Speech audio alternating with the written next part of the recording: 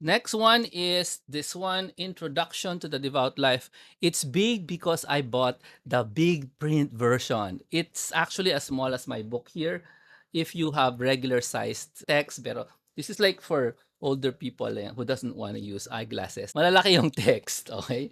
Bottom line, this is written by Saint Francis de Sales, and it has one of the scariest titles of them all.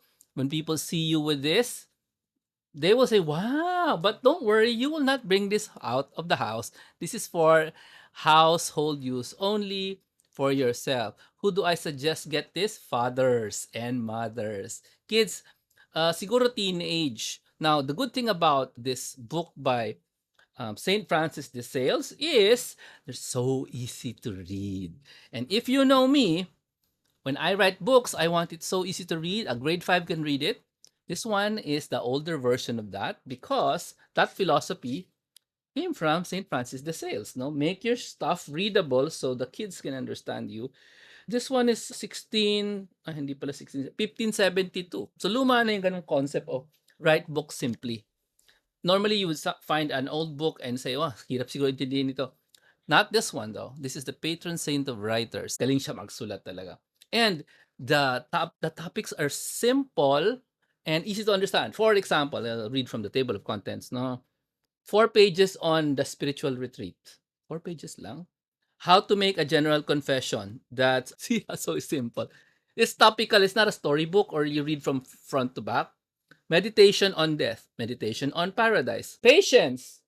5 pages on patience. Yeah. Okay, so ganun lang kasimple yung libro.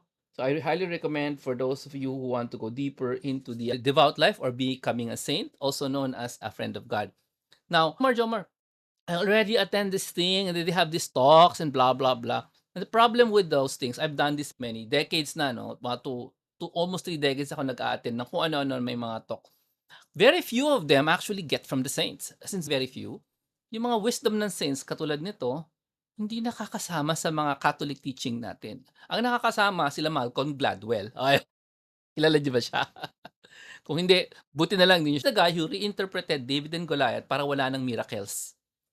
And some Catholics actually believed him. Na wala namang miracle. Mga ganyan. Si David, si Goliath daw may sakit. Therefore, na-defeat siya ni got rid of the miraculous part because why would he? And then a lot of Christians believed him. Oo nga naman. Ganun palang ginawa ni God. Ginawa niyang weakling si Goliath. Alright. But ang bad doon sa tinutok siya sa mga Catholic circles is naka-emphasize na yung physical or material na wala na yung miracles of God.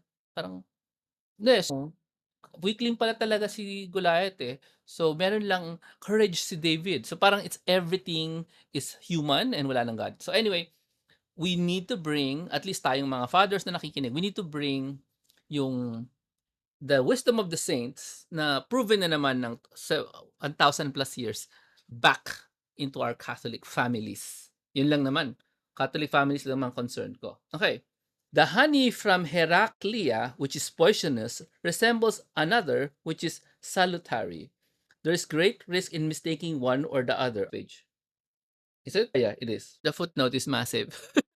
So, I'll just continue reading. We ought to be on guard in order not to be deceived in our friendship, especially when they are contracted for whatever pretext between persons of different genders, for Satan often cleverly deceives those who love. We begin with virtuous love, but if we are none the wiser, frivolous fancies will mix in, so will sensuality, followed by carnality. I hope you understand what that thing means because that's like everybody today.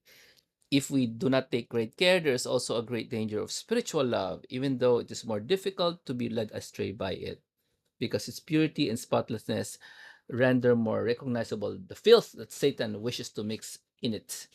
This is why, when he wishes to do, he does it slyly and tries to slip impurities with almost without us sensing it. Wow. So that's about friendship.